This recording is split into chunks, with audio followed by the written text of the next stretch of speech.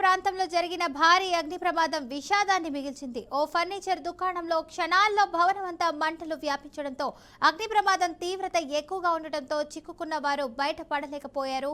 ఇక ఘటనపై అయితే సమాచారం అందుకున్న అగ్నిమాపక సిబ్బంది ఘటనా స్థలానికి చేరుకున్న మంటలను అదుపులోకి తెచ్చేలోపే ప్రమాదంలో చిక్కుకున్న 5గురు సజీవ దహనమయ్యారు. దట్టమైన పొగలు వ్యాపించడంతో సహాయక చర్యలకు ఆటంకంగా మారింది. దీంతో 19 గంటలుగా అయితే రెస్క్యూ టీమ్ మంటలు ఆర్పేందుకు తీవ్రంగా శ్రమిస్తున్నారు. మరోవైపు కాసేపట్లో ఘటనా స్థలానికి జేఎన్టీయూ ఎక్స్పర్ట్స్ కమిటీ చేరుకొని భవన సామర్థ్యం పరిశీలించి నివేదిక ఇంజనీరింగ్ నిపుణులు ఇవ్వనున్నారు.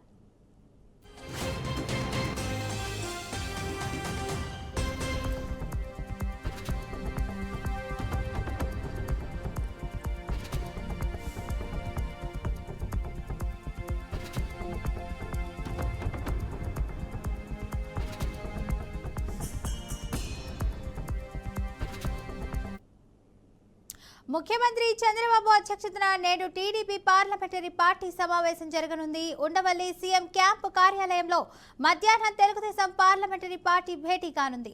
పార్లమెంట్ బడ్జెట్ సమావేశాల్లో అనుసరించాల్సినటువంటి వ్యూహంపై ఎంపీలతో సీఎం చంద్రబాబు చర్చించనున్నారు. రాష్ట్ర అవసరాలు, ఆర్థిక స్థితిగతులపై పార్లమెంట్లో లేవనెత్తినటువంటి అంశంపై ఎంపీలకు చంద్రబాబు దిశానిర్దేశం చేయనున్నారు.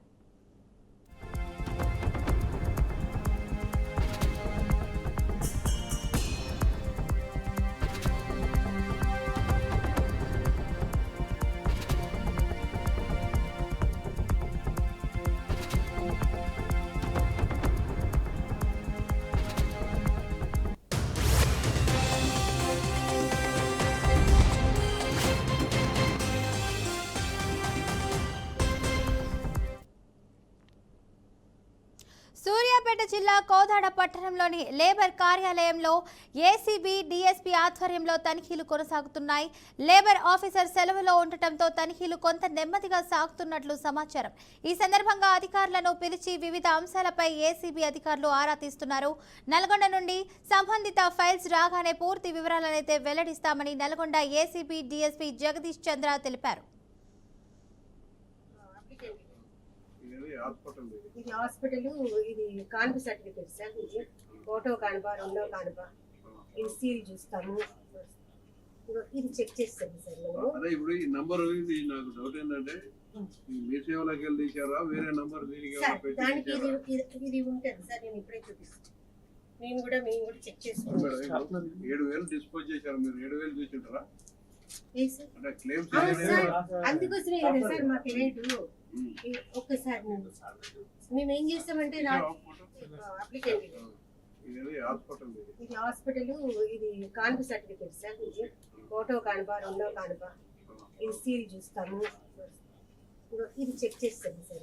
అదే ఇప్పుడు ఈ నంబర్ ఇది నాకు డౌట్ ఏంటంటే మీ సేవలోకి వెళ్ళి తీసారా వేరే నంబర్ దానికి ఇది ఉంటుంది సార్. నేను ఇప్పుడే చూపిస్తాను. మేము కూడా చెక్ చేసుకుంటాం. 7,000 డిస్పోజ్ చేశారు. మీరు 7,000 చూసింటారా? అందుకోసమే కదా సార్ మాకు రేటు. ఒక్కసారి మేము ఏం చేస్తామంటే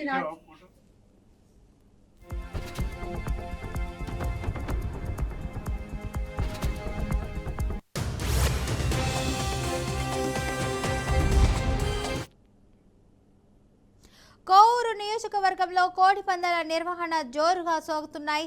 ఇక విడువలూరు మండలం ఊటుకూరు పెద్దపాలెంలో పోలీసుల దాడులు నిర్వహించి పేకాట రాయిళ్లపై అయితే కేసులు నమోదు చేసినట్లు డీఎస్పీ శ్రీనివాసరావు తెలిపారు.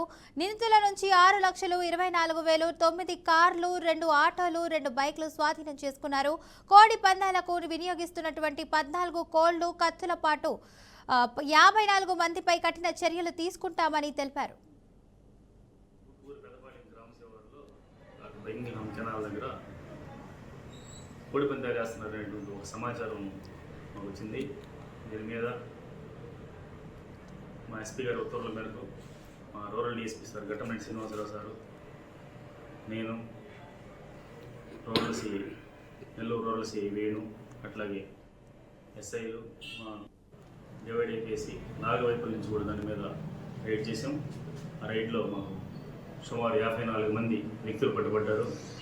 అట్లా 9 కార్లు, 2 ఆటోలు, 2 బైకులు, 2 బైకులు, ఒక 14 కోళ్ళు, ఆ కోళ్ళకి కత్తులు కట్టేటువంటి కత్తులు, అట్లాగే ఆ దొరికినటువంటి వ్యక్తుల వద్ద నుండి 6,24,500 రూపాయలు డబ్బులు అన్నీ కూడా స్వాధీనం చేసుకున్నాం. వీళ్ళందరి ముందు కూడా కేసు నమోదు చేస్తున్నాం. ఈ ఊటుకూరి పెద్దపాలెంలో ఇవన్నీ కేసులు నమోదు చేస్తున్నాం. అందరినీ కూడా చట్టపరమైన చర్యలు తీసుకుంటాం. వాళ్ళకి సంబంధించిన మొబైల్స్ అన్నీ కూడా సీజ్ చేస్తున్నాం. మళ్ళీ ఈ ఏరియాలో ఎక్కడ ఎలాంటి ఎవరైనా సరే మళ్ళీ కొడుకుందేయాలని ఆలోచన ఇచ్చినా కానీ క్షమించి ఉపేక్షించేది లేదు. చట్టపరంగా గట్టి చర్యలు తీసుకున్నాం. కౌన్సిలింగ్ కూడా ఇస్తాం. అట్లా ఆర్గనైజ్ చేసే వాళ్ళందరి మీద షీట్లు కూడా ఓపెన్ చేస్తాం. కాబట్టి మీడియా మిత్రులు కానీ పబ్లిక్ కానీ ఎవరికైనా కూడా ఈ అసాంఘిక కార్యక్రమాల గురించి సమాచారం ఏదైనా ఉంటే మా పోలీసు వారికి తెలియపడుతుందిగా తెలియజేస్తాం. Thank you.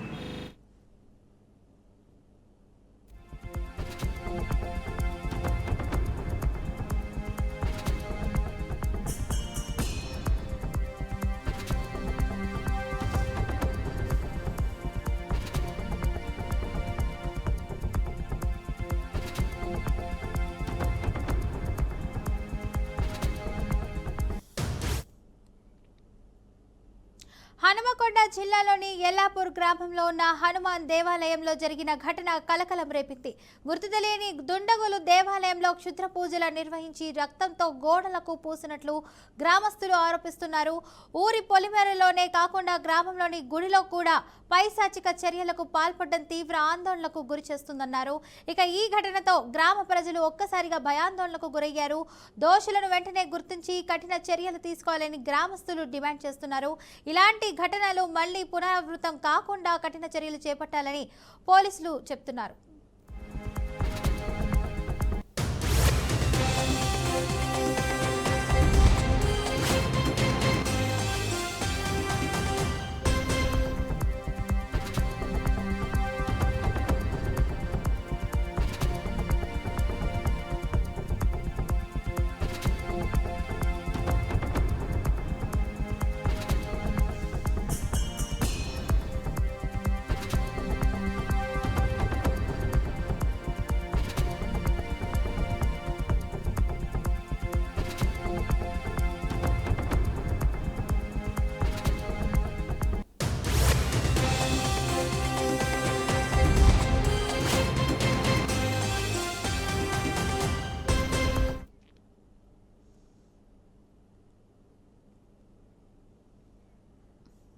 పెద్దపల్లి జిల్లా అప్పన్నపేటలో అయితే విషాదకర ఘటన చోటు చేసుకుంది. తాటి చెట్టు ఎక్కి కళ్ళు గీసే క్రమంలో అయితే గీత కార్మికుడు బూరుగు సాధయ్య ప్రమాదవశాత్తు చెట్టుపై నుంచి జారిపడి పొలంలో పడిపోయాడు. ఇక పొలంలో కూరుకుపోవడంతో సతయ్యకు అయితే ఊపిరాడక అక్కడికక్కడే మృతి చెందారు. తోటి గీత కార్మికుడు అయితే హుటాహుటిన సంఘటనా స్థలానికి చేరుకుని సదయ్యను అయితే బయటికి తీయగా అప్పటికే మృతి చెందినట్లు గుర్తించారు. సమాచారం అందుకున్న పోలీసులు ఎక్సైజ్ అధికారులు సంఘటనా స్థలానికి చేరుకున్నారు. ఈ ఘటనపై కేసు నమోదు చేసి దర్యాప్తు చేపడుతున్నట్లు అధికారులు తెలిపారు.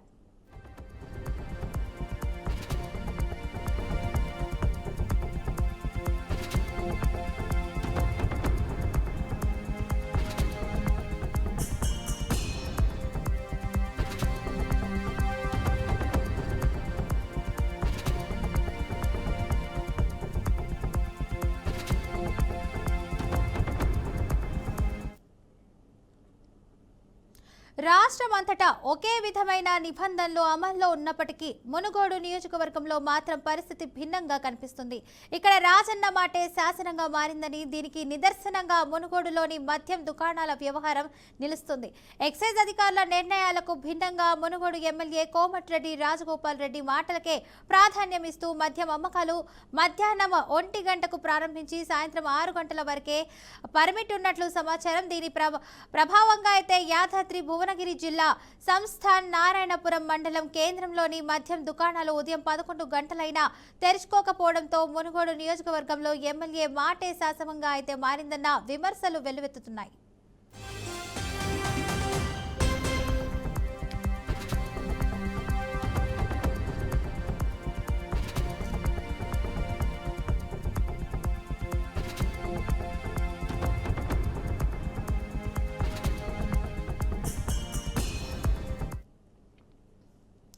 ఉమ్మడి ప్రకాశం జిల్లా మార్కాపురం పరిధిలో ఘోర రోడ్డు ప్రమాదం చోటు చేసుకుంది.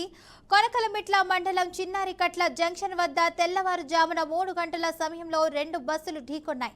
బెంగళూరు నుంచి విజయవాడ వైపు వస్తున్నటువంటి Vasavi travels private bus Chinnarikatla సమీపంలో ఆగి ఉన్న బొలెరో వాహనాన్ని ఢీకొట్టింది. అదే సమయంలో ఎదురుగా విజయవాడ నుంచి కనిగిరి వెళ్తున్న ఆర్టీసీ బస్సును కూడా ఢీకొట్టింది. ఈ ప్రమాదంలో ట్రావెల్స్ బస్సులో ప్రయాణిస్తున్న ఓ వ్యక్తి అక్కడికక్కడే మృతి చెందగా మరో 12 మందికి గాయాలయ్యాయి. గాయపడిన వారిని స్థానికుల సమాచారం మేరకైతే కనిగిరి పొదిలి ప్రభుత్వ ఆసుపత్రులకు తరలించారు. ఇక ప్రమాదానికి కారణమైనటువంటి ట్రావెల్స్ బస్సు డ్రైవర్ పరారీలో ఉన్నట్లు క్షతగాత్రులు అయితే తెలిపారు. పొద్దుటూరు నుంచి మా ఫ్రెండ్స్ టికెట్ బుకింగ్ చేసి నేను మైదుకూరులో ఎక్కినాను. మైదుకూరు నుంచి ఈ ఊరికి వస్తప్పుడు సగం దూరం వాష్రూమ్ ఆపినాడు. ఆ వాష్రూమ్ ఆపిన తర్వాత మేము టీ కూడా తాగినాం. టీ తాగిన తర్వాత మళ్ళీ పైకి పోయి ఇలా పడుకున్న 10 నిమిషాల్లో ఇది జరిగింది. ఫస్ట్ టైం బలోరో బండి తగిలిచ్చి తర్వాత మళ్ళీ ఏమో ఆర్టీసీ బస్కి తగిలిచ్చి తీసుకుపోయి గుండెలో వేసేసినాడు. ముస్లిమ్స్ వాళ్ళు వచ్చి మాకు అద్దం పగలగొట్టి మాకు బయటికి లాగినారు. వాళ్ళని లాగలేకపోతే మేము చచ్చిపోయేవాళ్ళు. డ్రైవర్ ఏమో పారిపోయి వెళ్ళిపోయినాడు.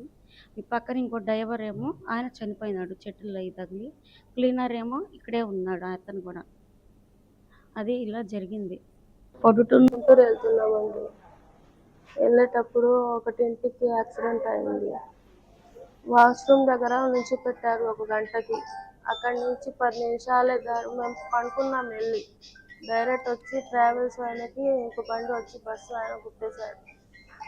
పెద్ద సౌండ్ వస్తే అందరు లేచి కూర్చొని పరిగెత్తినాము. ఇంకా దెబ్బలు తగిలినాయి, అందరికీ దెబ్బలు తగిలినాయి. ఒక ఆయన చనిపోయాడు. మాకు అంబులెన్స్లో తీసుకొని వచ్చి ఇక్కడ జాయిన్ చేశారు. 5గురు వచ్చినాం మేము. 4గురికి దెబ్బలు తగిలినాయి. ఒక ఆమె ఉంది. 12 గంటలకు అప్పుడు 12 గంటలకు బస్ ఎక్కాము. 1 గంటకి పొదిలి వచ్చింది. పొదిలి దాటంగా యాక్సిడెంట్ అయింది. ప్రైవేట్ ట్రావెల్స్ బులెరోని గుద్ది వచ్చి ఆర్టీసీ బస్ని గుద్దేసి ఒకరు స్పాట్లో చనిపోయినట్టు, మిగతా వాళ్ళకి దెబ్బలు బాగా. గుంటూరు